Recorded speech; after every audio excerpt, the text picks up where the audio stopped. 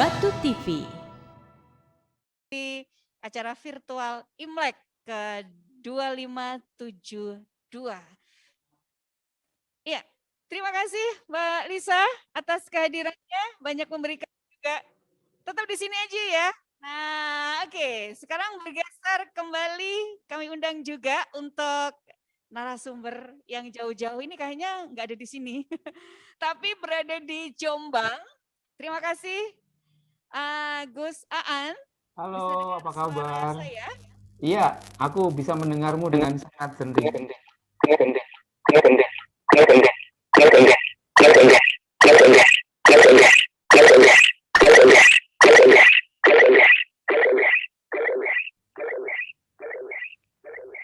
Mbak Lisa, coba headsetnya dipinjamkan ke MC supaya dia bisa dengar suaraku. Iya. Halo. Iya. Saya berikan kesempatan kepada pendengar. Ya, disilahkan. Suaranya masih ngeko gitu ya? Enggak ya? Oke, sudah tidak. Oh iya, terima kasih. Saya ingin mengucapkan selamat tahun baru Imlek untuk semuanya. Baik untuk teman-teman Tionghoa maupun untuk teman-teman yang non Tionghoa. Saya kira mungkin tidak usah dibesarkan. Ya. Dengar suaraku ya, Chandra ya? Ya, oke. Saya mungkin tidak banyak karena saya yakin banyak teman-teman yang juga ingin memberikan curhatannya seperti halnya Mbak atau C Lisa terkait dengan soal soal Imlekan ini. Saya sendiri nggak pernah merayakan Imlek secara ini ya, secara etnis karena saya Jawa dan bahkan merayakan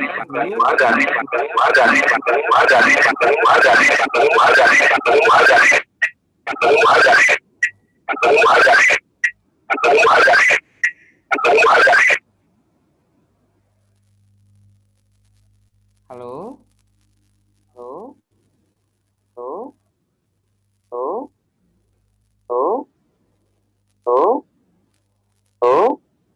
Oke, apa namanya?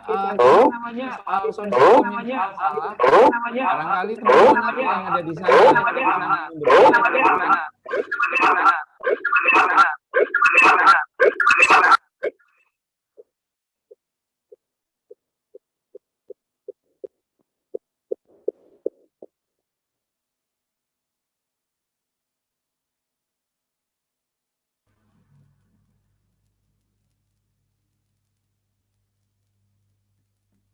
Lanjut aja yang lain. Halo? Oh, sudah enggak ini ya, enggak ngeko. Udah dengar ya? Oke. Ya, terima kasih.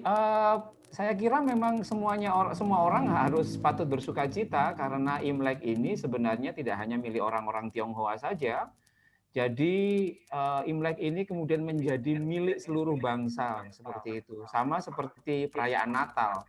Natal itu kan nggak ada kerennya kalau yang merayakan cuma orang Kristen saja. Tapi beberapa tahun ini Natal kemudian dirayakan oleh banyak orang. Termasuk yang Islam, yang Hindu, yang Protestan, kemudian teman-teman penghayat, yang Buddha, semuanya merayakan Natal. Juga ketika Hari Raya Idul Fitri itu semuanya juga ikut terlibat. Nah, sebenarnya Mbak Chandra,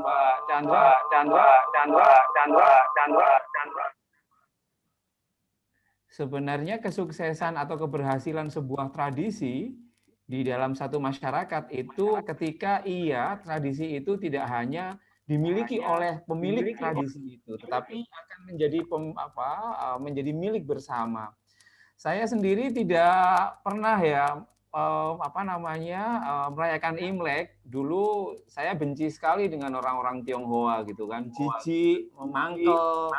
Ya tahu sendirilah orang Jawa itu kan kalau sama orang Tionghoa itu kan cintanya minta ampun ya, sangat mencintai. Dan ketika Belanda datang dan kemudian diadu domba, orang yang jatuh cinta ini, Tionghoa dan Jawa, kemudian menjadi sangat marah sekali.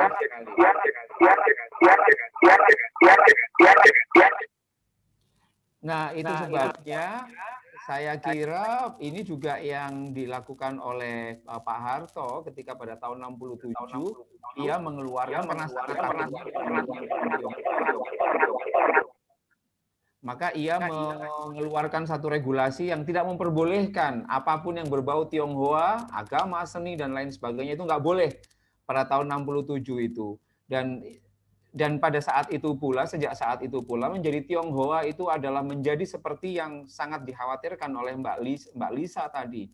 Takut identitasnya diketahui karena apa? Karena dianggap seperti seperti vampir begitu atau seperti gendruwo gitu. Sehingga banyak orang yang awalnya Tionghoa, ya bukan awalnya tapi iya Tionghoa, tapi kemudian karena takut dibully, takut didiskriminasi, maka oleh ayah ibunya kemudian ia tidak mau atau tidak diperbolehkan untuk mengakui itu karena rasa sayangnya pada anak itu. Jangan sampai kamu ngaku Tionghoa karena urusannya akan jadi rumit kalau kamu ngaku Tionghoa. Tidak hanya Mbak Lisa, kita tahu Chrisye ya. Chrisye itu penyanyi sangat terkenal. Siapa sangka dia itu Tionghoa. Dia itu Tionghoa tapi tidak pernah mengakui dirinya Tionghoa. Sampai kemudian di akhir hampir menjelang ia mundur dari musik, dia membuat satu biografi buku.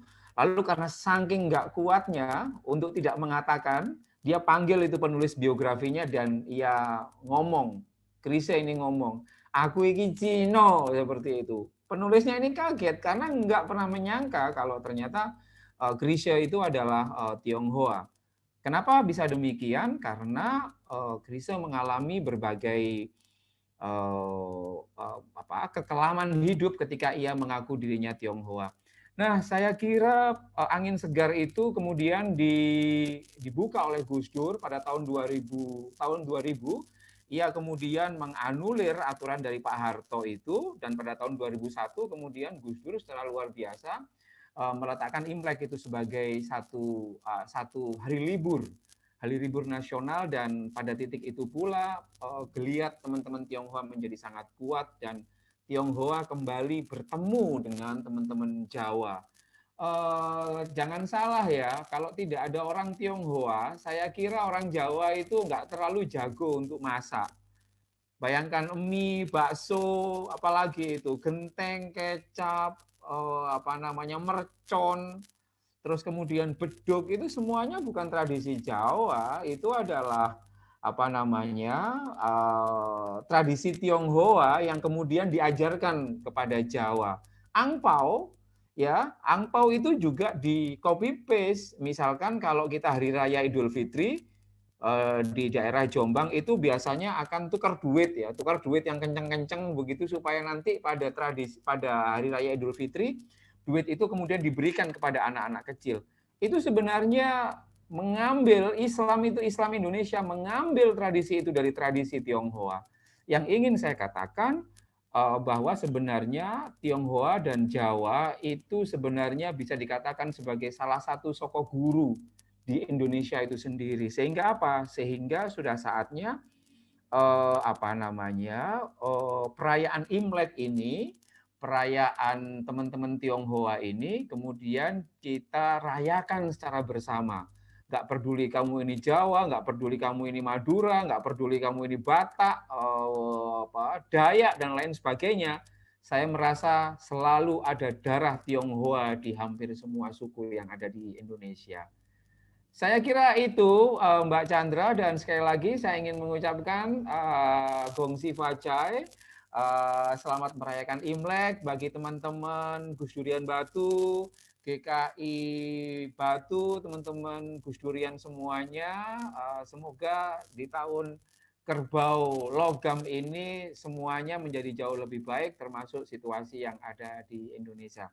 Terima kasih Mbak, terima kasih. Selamat merayakan Imlek.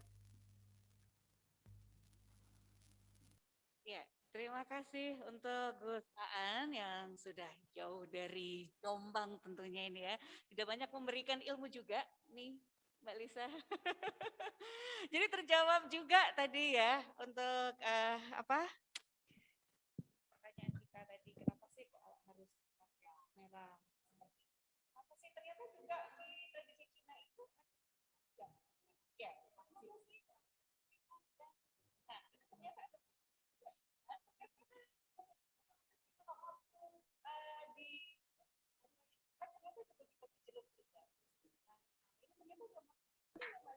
Suara.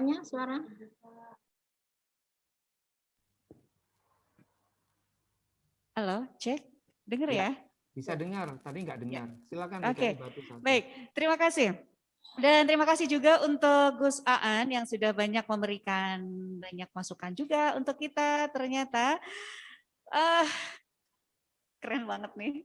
Aku lepas dulu deh headsetku. Terima kasih Gus Aan.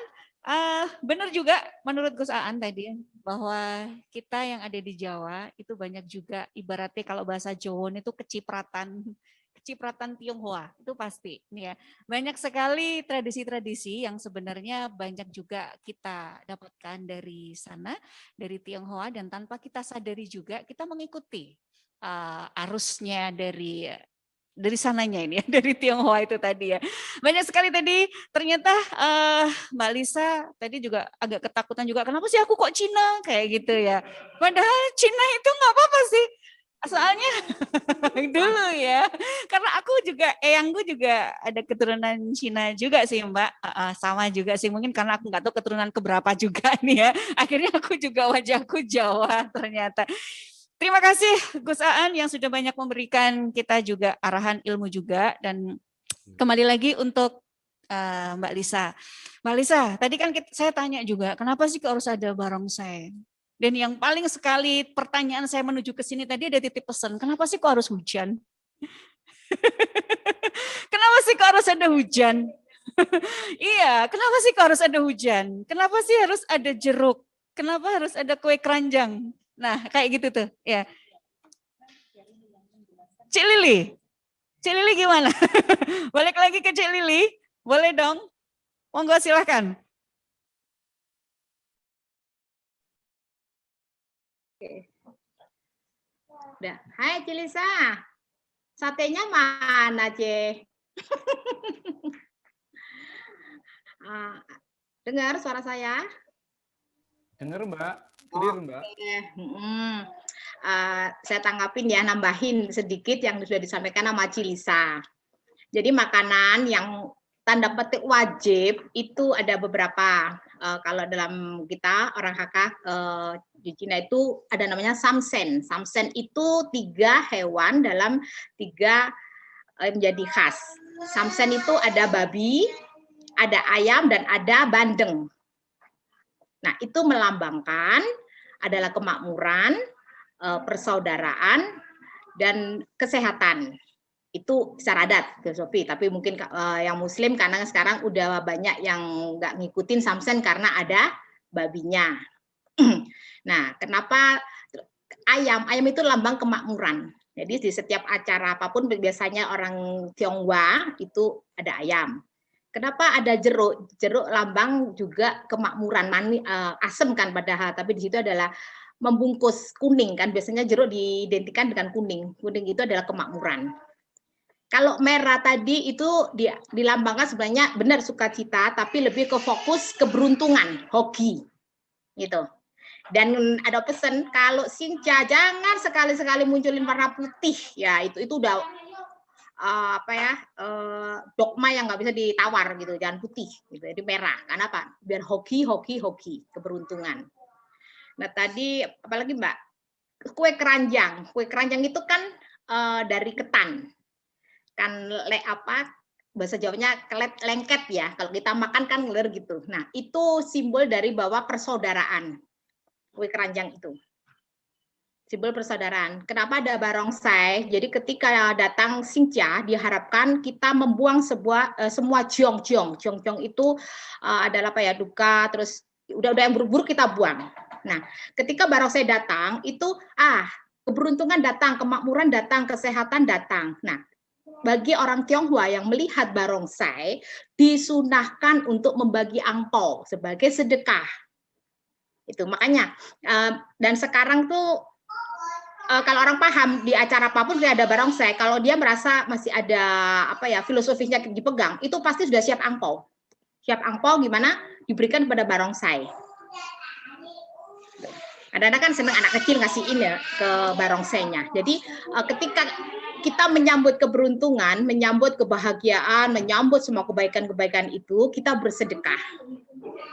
Nah, itu adalah kita bagikan angpau, fungpau. Nah, fungfung itu merah sebenarnya, bukan angpau itu ada logat bahasa ya, ada di logat bahasa ada di China. Fung itu merah. Kalau kita biasanya pakai kata fungpau. Nali fungpau, fungpau gitu. Supaya lebih ke keberuntungan. Terus apa lagi yang tadi? Kalau saya boleh cerita ya sekarang ya, itu aja nanti yang melengkapi dari Cilisa tadi. Halo Koko Aan, saya panggilnya Koko nih sekarang ini. Dia lebih. Halo C, halo nih Noni. Aku nek daripada mahasiswi gak celuk Noni ambek sinyu. Nyo, rene nyo. Rasa muda terus ya. Nah, jadi saya kalau saya secara keturunan, secara darah itu totok banget. Jadi kakek nenek saya, kebetulan saya bersuku Hakka. Jadi Haknyin, Hakkaren. Saya tuh dari kungkung bobo saya langsung dari daratan China. Kebetulan papa mama saya lahir di Indonesia. Jadi mereka ada mungkin pengantin baru langsung lari tahun berapaan tuh 30-an. Nah, lari ke Indonesia terus ya mungkin menikah, melahirkan dan situasi politik membuat orang-orang Tionghoa di Indonesia kita sudah tahu sejarahnya. Terkekang, terintimidasi, diskriminasi, dan lain sebagainya. Nah, mungkin saya yang beruntung ketika papa mama saya itu menikah, padahal papa dari Jakarta, mama dari Cirebon, larinya ke Malang. Ke Malang, ke pelosok di Kepanjen, desa. Nah, ya, tahun berapa itu ya? Tahun 61-62, papa mama saya itu eksodus karena waktu setelah PP 57.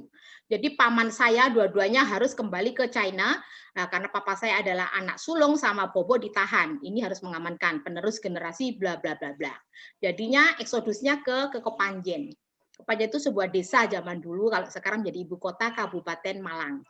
Nah, kebetulan di situ dengan rombongan beberapa orang-orang Hakka, papa mama mengontrak rumah pada seorang Mbah Haji. Beliau adalah orang yang pejuang Islam, pionernya NU kebetulan. Beliau berkhidmat di NU yang membangun terus yang berjuang yang berkhidmat di NU. Keberuntungan sekali kebetulan Mbah Haji ini begitu care ketika sama mama papa dan beberapa tetangga sebelahnya. Ya, kami beruntung. Jadi di masa-masa yang sangat sulit itu bagaimana juga banyak sekali orang Tionghoa yang eksodus yang mencari perlindungan, mendapatkan perlindungan dari Mbah Haji Abdurrahim. Itu, dan beliau memang sangat, insya Allah dikatakan kalau kiai lah di Kepanjen. Nah, kami beruntung di situ secara sosial itu tetap tercover, gitu. Nah, saya sekolah di sekolah SDK. Bagaimanapun juga saya mau di cover, saya memang dididik oleh Mbah Haji ini, mata dan hidung tidak pernah bisa terbuang. Sipit, pesek, ya Cino, singkek. Padahal singkek itu kan sebenarnya tamu pendatang yang bawa kebahagiaan. Nah, itu kan celetukan yang salah jadi mengerti menjadi ikon, padahal itu adalah sebuah doa. Nah, saya juga mengalami proses di sekolah itu, saya bersama saudara-saudara saya yang mengalami, tapi Mbah Haji ini yang mengcover kami. Ketika Mbah Haji itu cucunya Cino ya, wah itu di cover sama Mbah.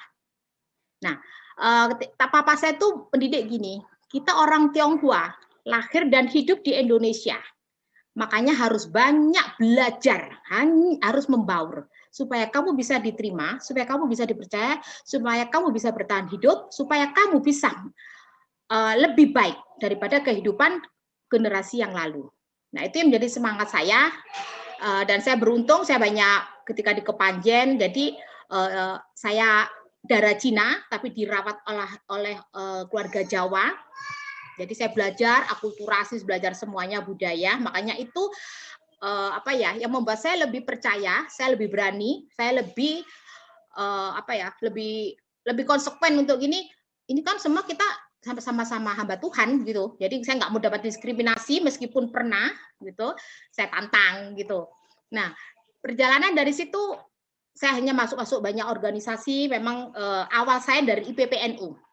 Dari PPNU. Di situ juga satu-satunya langsung masaan. Langsung diminta jadi di level PC IPPNU Kabupaten Malang. Biasa, Cino bendahara. Udah ditodong gitu, udahlah saya menikmati dan memang pasti gimana pun saya berada, saya mesti jadi sorotan. Wis ketok wis pesek motosipit singkek gitu. Tapi bagi saya nggak anu ini. Cuman kalau biasanya saya kalau ditanya ya memang saya harus menantang.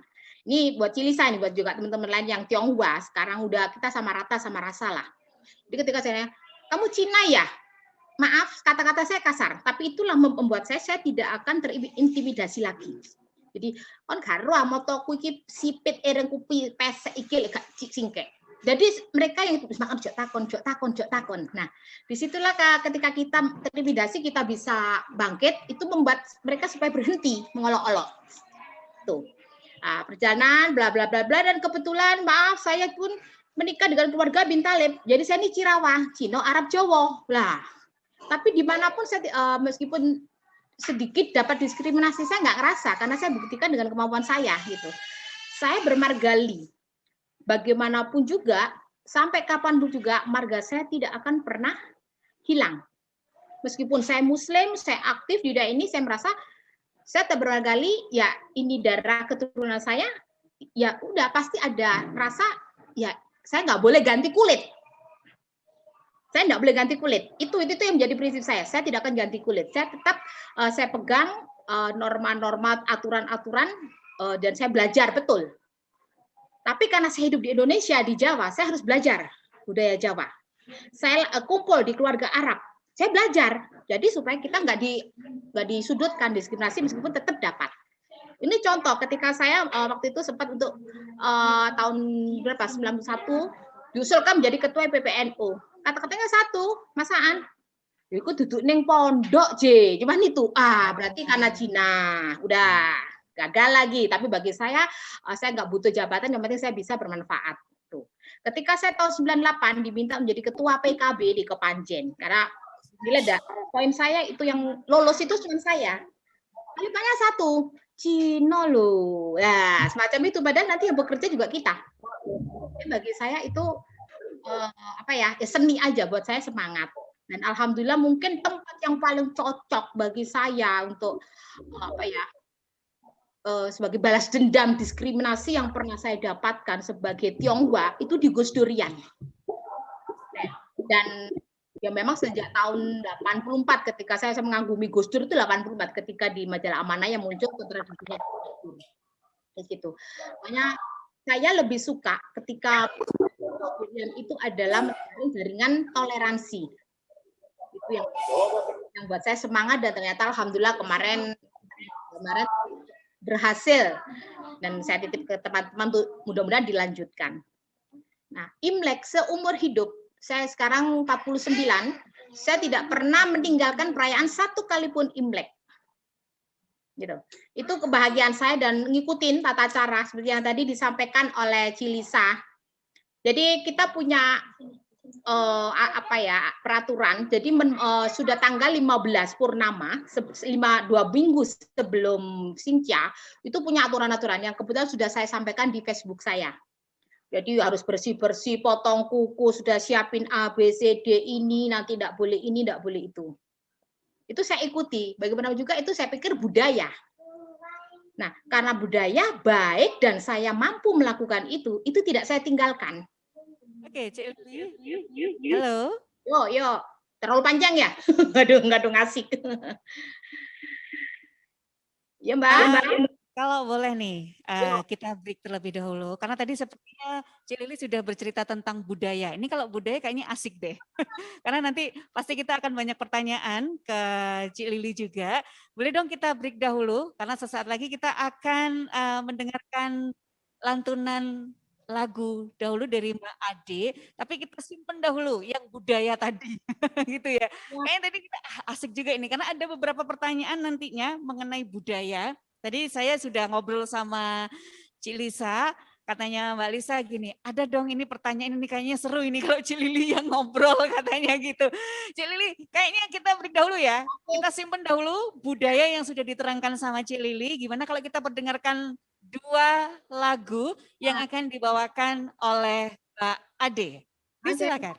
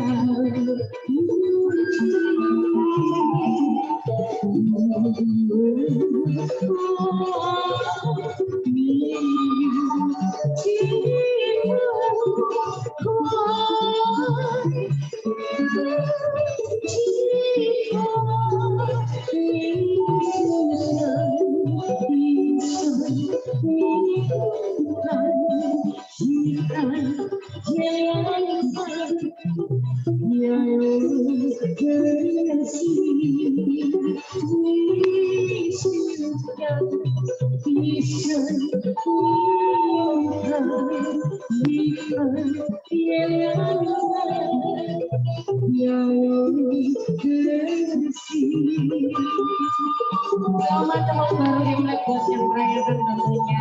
Sehat selalu, semoga kemakmur menaungi kita semua. Selamat Hari Raya Imlek. Thank you semuanya. Terima kasih semuanya. Terima kasih Mbak Ade. Sama. Cik Lili, masih bersama dengan kita? Iya dong. Selalu di hati kalian semua. Kembali lagi, tadi Cik Lili sudah menceritakan bagaimanakah kebudayaan dari Tionghoa. Nah, ini ada satu pertanyaan Cik Lili, yang sebelumnya nanti setelah pertanyaan ini kita akan tutup dengan doa. Mengapa di dalam perayaan Imlek itu ada pemberian angpau? Kalau kami yang Muslim kan pasti semuanya kalau udah bekerja boleh ngasih angpau kepada keponakan dan kepada saudara-saudara. Tetapi kalau di Tionghoa itu mengapa ya? Kalau kita belum nikah pun itu tidak boleh, walaupun kita udah bekerja. Tapi kalau kita belum nikah kita nggak boleh ngasih angpau. Bener ya itu Cik Lili ya? Enggak juga. Jadi gini, angpau itu adalah apa ya? Kalau kita bahasa kita tuh sedekah. Bagi yang memberi, bagi yang memberi, bagi yang memberi, bagi yang memberi, bagi yang memberi. Nah, bagi yang memberi angpau itu berarti kan menunjukkan bahwa hidupnya sekarang sudah mampu, lebih makmur, lebih baik. Nah, kenapa yang belum nikah itu wajibnya menerima angpau? itu agar supaya dengan angpau itu segera mendapatkan jodoh. Kalau misalnya ukuran saya setelah menikah, saya harus wajib kasihin angpau sama ponakan-ponakan, anak, terus orang tua. Artinya bahwa kalau kita memberi angpau berarti kan menunjukkan bahwa ada kenaikan status sosial ekonomi. Dulu saya waktu kecil itu senang sekali dapat angpau, tapi mungkin hari ini menjadi doa bahwa kalau saya lebih suka membagi angpau. Ini bukan kesombongan, tapi itu adalah semangat dan doa saya bahwa saya membagi angpau berarti rezeki saya. Dan itu juga menjadi apa, tolak balak dan lain sebagainya. Sebenarnya enggak juga. Cece saya ada beberapa yang masih jomblo itu membagi juga enggak salah juga. Hari ini kadang-kadang ada juga yang pakem-pakem ya, kalau memang masuk akal ya bisalah dipangkas sedikit-sedikit. Nah, sekarang kalau misalnya dalam sebuah keluarga itu yang misalnya yang paling mampu adalah si jomblo, maksudnya dia nggak wajib bagi angpau, tetap boleh gitu. Jadi kalau kata ngomong nggak boleh itu kayaknya sih ya karena nggak punya duit aja bagi angpau gitu. Jadi nanti anak-anak dibagi, terus tetap anak yang sudah menikah itu juga diharapkan memberikan angpau kepada orang tuanya. Artinya sebagai tanda bakti, balas budi, meskipun tidak bisa terbalaskan. Ya, angpau itu sama gitu loh, sama dengan sedekah. Kau membagi berarti ya itulah yang kau tanamkan, menunjukkan bahwa kau hidup lebih baik, kau berbagi karena kasih, itu aja. Oke, Celi, terima kasih. Itu adalah makna angpau yang sudah harus diberikan di saat tradisi perayaan Imlek. Terima kasih, Celi, sudah bergabung dengan kita semuanya di sini di acara Remah-Remah Imlek. Dan ternyata ini ada satu lagi yang sangat spesial, ternyata masuk kembali, ini adalah Raden Tumenggung Sudarno. Monggo silakan, selamat datang Mas Darno yang sudah hadir juga di tengah-tengah kita semuanya. Assalamualaikum warahmatullahi wabarakatuh. J, ampun. Lungguh dhisik Mas, lungguh. Oke, lungguh sih. Aduh.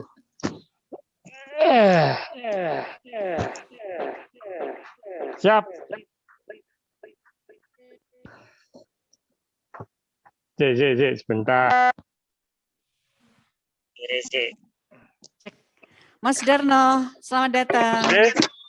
Saya menantikan juga nih, bagaimanakah kita ketemu nih sama Mas Darno Mbak Lisa. Silahkan disapa Mbak Lisa. Mas Darno sudah hadir di tengah-tengah kita bersama. Halo Pak Darno. Halo Mas Darno, boleh dong sedikit diberikan makna. Apa sih Imlek itu? Imlek orang yang sangat luar biasa. Kasih tahu dong, biar kita semuanya tahu. Kalau Imlek itu menurut saya ya perayaan budaya. Menurut saya perayaan budaya, bagaimana masyarakat Tionghoa itu dalam 1 tahun itu apa yang telah dia capai, apa yang sudah dia perbuat, apa yang sudah dia berikan. Menurut saya sih begitu kira-kira. Lalu ada silaturahmi dengan keluarga besar, dengan para sahabat dan kerabat, lalu membangun angan-angan, membangun impian di tahun yang baru ini apa yang harus dipersiapkan, dirinya, mindsetnya, strateginya untuk naik kelas lagi. Mungkin kira-kira begitu. Ini ada pertanyaan lagi nih. Ternyata perayaan Imlek itu tidak 1 hari, tapi ternyata 15 hari. Gitu ya Mas Darno ya? 15 Dan hari. Tutup sama perayaan Cap Gomeh. Boleh tahu dong Mas, perayaan Cap Gomeh itu gimana? Ya, perayaan Cap Gomeh itu kalau di Jawa khususnya ya, ada kalau di secara umum itu biasanya kan sembayang. Kalau yang di kelenteng itu sembayang. Terus kalau yang yang budaya peranakan, khususnya di Jawa, di Pulau Jawa itu ada makan lontong cap gome. Jadi lontong cap gome itu budaya peranakan. Karena kalau masyarakat dari Tiongkok sana tidak ada lontong cap gome. Dan juga di budaya lontong cap gome ini lebih kental di Jawa khususnya. Kalau di luar Jawa juga di Sumatera, di Kalimantan itu tidak banyak orang yang ada budaya makan lontong cap gome itu. Begitu. Berarti perayaan cap gome itu kayak perayaan kita kalau hari raya ditutup dengan lontongan gitu ya Mas ya. Ada Ya, ketupat itu ya. ketupat, Dan betul. asli nggak ada ya Mas? Adanya berarti di Jawa ya? Ya. Kalau di Sumatera, di Kalimantan enggak. Tapi mungkin orang Tionghoa yang kakek neneknya dulu lahir di Jawa, mereka merantau ke Kalimantan atau Sumatera itu muncul. Tapi kalau orang Tionghoa yang sudah lahir di Sumatera atau lahir di Kalimantan, khususnya itu enggak ada itu. Gitu. Baik Mas Darno, ternyata baru tahu juga ini ya, kalau ternyata lontong cap gome itu adanya cuma di Jawa. Berarti kalau di luar opor ayam. Oh, karena ada opor ayam. Begitu Mas Darno katanya Mbak Lisa, karena ada opor ayam. Berarti kita nanti kan masih belum 15 hari. Kita hadir juga nanti ke tempatnya Ci Lisa, Ci Lili, Mas Darno gitu ya. Sepakat. Mas Ano Pokoknya babi nanti dari Kusdurian kita akan hadir juga untuk hadir di tempatnya Cik Lisa dan juga Mas Darno. Kalau kita mau ke Cilili katanya jauh. Ya, Gus Aan kayaknya bisa dong pulang ke Batu untuk hadir juga ke tempatnya Mas Darno. Mas Darno mungkin ada lagi yang mau disampaikan sebelum kita akhiri? Atau dari Gus Aan, monggo silahkan.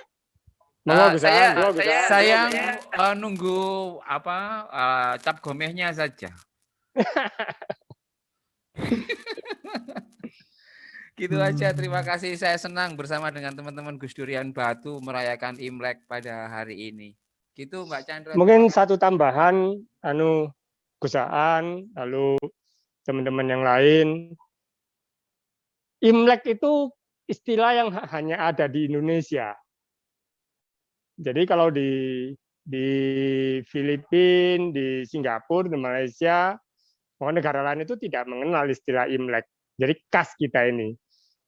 Itu yang saya dulu pernah cerita sama Gus Aan, betapa kayanya bangsa Indonesia, betapa kayanya Nusantara kita, karena apapun yang masuk ke kita, bisa kita serap dan kita munculkan sesuatu yang baru. Contoh ya, Islam Nusantara, ya kan? Itu menurut saya kekayaan dan keluhuran budaya yang asli di Nusantara ini yang bisa seperti itu munculnya. Ya seperti Imlek. Begitu. Nggih, matur nuwun.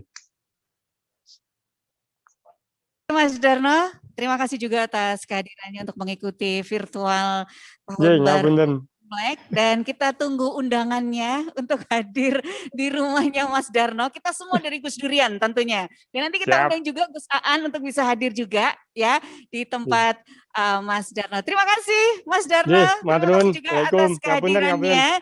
Dan tentunya untuk kita virtual, kami berdoa untuk seluruh kesehatan Bapak Ibu semuanya dan seluruh hadirin tentunya di masa pandemi yang seperti ini kita tetap sehat dan kita tetap melaksanakan protokol kesehatan. Terima kasih dan semoga seluruh rangkaian acara nanti bermanfaat untuk kita semuanya. Mari kita tutup dengan pembacaan doa yang akan disampaikan oleh Bapak. Silakan Bapak, monggo.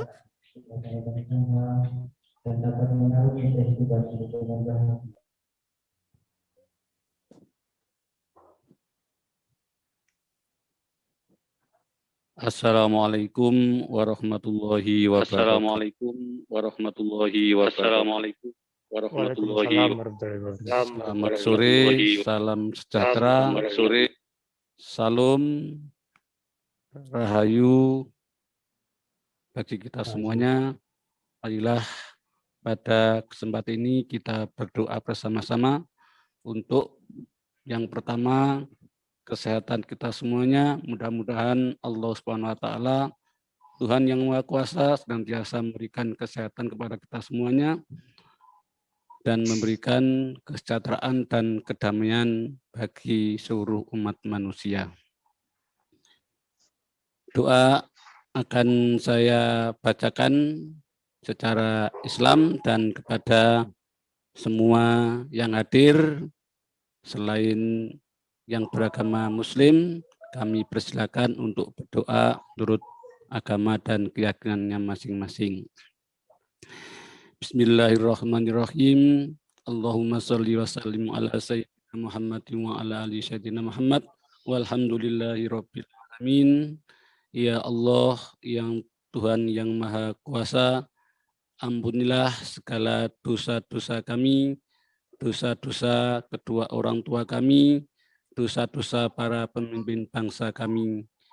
Berilah kepada bangsa kami, bangsa Indonesia, kesehatan, kerukunan, kedamaian, dan terhindar dari wabah COVID-19, sehingga kami semuanya, umat beragama, senantiasa dalam keadaan sehat walafiat.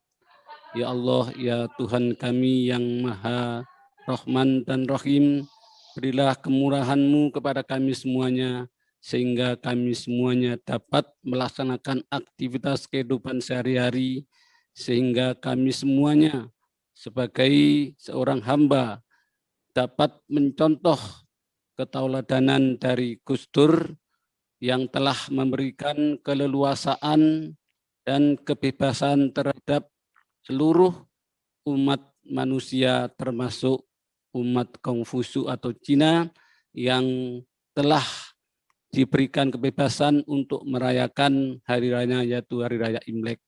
Semoga ya Allah, ya Tuhan kami yang Maha Pemurah, murahkanlah kepada kami rezeki, kesehatan, kebahagiaan, kedamaian, dan kerukunan antar kami semuanya, di mana karena kami semuanya memang sangat beragam dari berbagai agama, etnis, suku bangsa, maupun lainnya. Ya Allah, ya Tuhan kami yang Maha Pengasih lagi Maha Penyayang, akhirnya terimalah doa dan permohonan kami. Rabbana atina fid dunya hasanah wa fil akhirati hasanah wa qina adzabannar wa adkhilnal jannata ma'al abrar ya aziz ya ghaffar ya rabbal alamin. Subhana rabbika rabbil izzati amma yasifun wa salamun alal mursalin walhamdulillahi rabbil alamin. Terima kasih. Wassalamualaikum warahmatullahi wabarakatuh. Waalaikumsalam warahmatullahi wabarakatuh. Terima kasih Bapak Rubai yang sudah memimpin doa. Ya. Dan doa kembali akan dipimpin oleh Bapak Suwono. Disilakan. Terima kasih. Izinkan saya pertama menyampaikan selamat tahun baru Imlek 2572 Gong Si Facai. Semoga semua diberkahi oleh kesehatan, kebahagiaan, umur panjang, dan banyak rezeki. Terpujilah Sang Bhagawa yang Maha Suci yang telah mencapai penerangan sempurna. Terpujilah Sang Bhagawa yang Maha Suci yang telah mencapai penerangan sempurna. Terpujilah Sang Bhagawa yang Maha Suci yang telah mencapai penerangan sempurna. Semoga dengan kekuatan kebajikan yang semua lakukan oleh keluarga besar Gus Durian dalam merayakan Tahun Baru Imlek 2572 ini memberikan sebuah manfaat kesehatan, kebahagiaan, umur yang panjang, banyak rezeki, dan tercapai segala cita-citanya. Semoga dengan segala kebajikan, alam semesta, segenap alam semesta, selalu mendukung kebajikan manusia dalam melindungi dirinya dari segala mara bahaya. Semoga hujan turun tepat pada waktunya. Semoga semua makhluk selalu bahagia.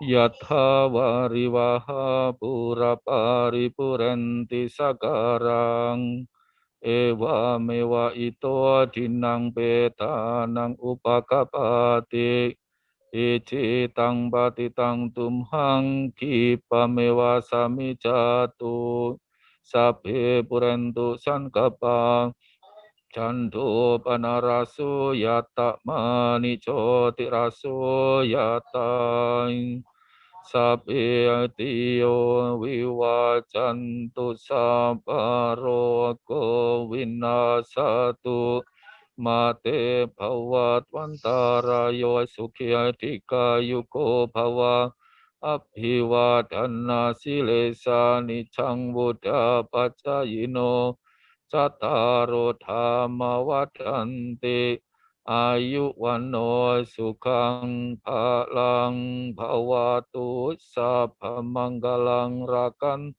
tu sabha dewata sabha buddha nupawena sada soti bhawanti te bhawatu sabha manggalang rakan tu sabha dewata Sabha dhamma nupawena sada soti bhavantu te bhavatu sabha manggalang rakantu sabha dewata sabha sangha nupawena sada soti bhavantu te sadu sadu sadu.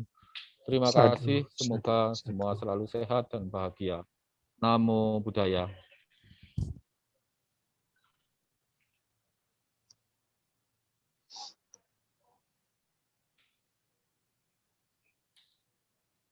Kan tadi. Terima kasih, semoga kebahagiaan dan kemakmuran selalu melengkapi kita semuanya. Amin amin ya rabbal alamin. Ya, Mbak Chandra, tidak terasa kita sudah hampir 2 jam. Kita jagongan virtual dengan rekan-rekan yang difasilitasi oleh Rumah Bhinneka. Ya, terima kasih Gus Aan, rekan-rekan di Rumah Bhinneka Surabaya yang telah menolong jagongan virtual kita pada siang hari ini melalui Zoom, maupun oleh rekan-rekan GKI Batu yang menyiarkan acara ini secara live di YouTube. Jadi kita bisa ikuti, nanti yang tidak bisa mengikuti penuh, mungkin pengen melihat, mereview, Mbak Chandra pengen lihat, saya seperti apa ya di itu. Nah, ya, saya nggak pernah dapat muka saya soalnya. Di Rumah Bhinneka, YouTube-nya Rumah Bhinneka, atau di YouTube-nya GKI Batu. Oh ya. baik Pak Dwi, terima kasih. Terima kasih semuanya untuk pengisi acara, Gus Aan, matur nuwun banget. Ya. Terima kasih Cik Lili, Mas Darno, semuanya. Terima kasih juga Lisa yang terima kasih memberikan kepada kita sharing pengalaman. Benar. Terima kasih juga untuk semuanya yang hadir di sini yang tidak dapat kami sebutkan satu persatu. Terima kasih dan tentunya sampai kita berjumpa di tahun baru Imlek selanjutnya. Semoga kita nanti bersua kembali Pak Dwi gitu ya. Harapannya kita semuanya sehat. dalam keadaan sehat. Dan tentu perayaan kebahagiaan ini bukan hanya hari ini. Ya, perayaan kebahagiaan itu menjadi pengharapan kita setiap hari. Karena itu kita sudah berdoa tadi, semoga bukan hanya kita diberikan kesehatan, tetapi juga diberikan kebahagiaan. Ya, terima kasih sampai di sini acara kita, saudara-saudara, rekan-rekan Gus Durian, salam Bhinneka. Kita sebagai penjaga nilai-nilai kebangsaan, salah satunya di Indonesia, melalui Gus Durian ini, mari kita tetap terus menjalin persaudaraan. Iya, tetap. Walaupun kita berbeda, tetapi kita tetap satu. Terima kasih dan tentunya saya Chandra Devi mengucapkan akhirul kalam. Wassalamualaikum warahmatullahi wabarakatuh. Gong si faca. Gong si faca.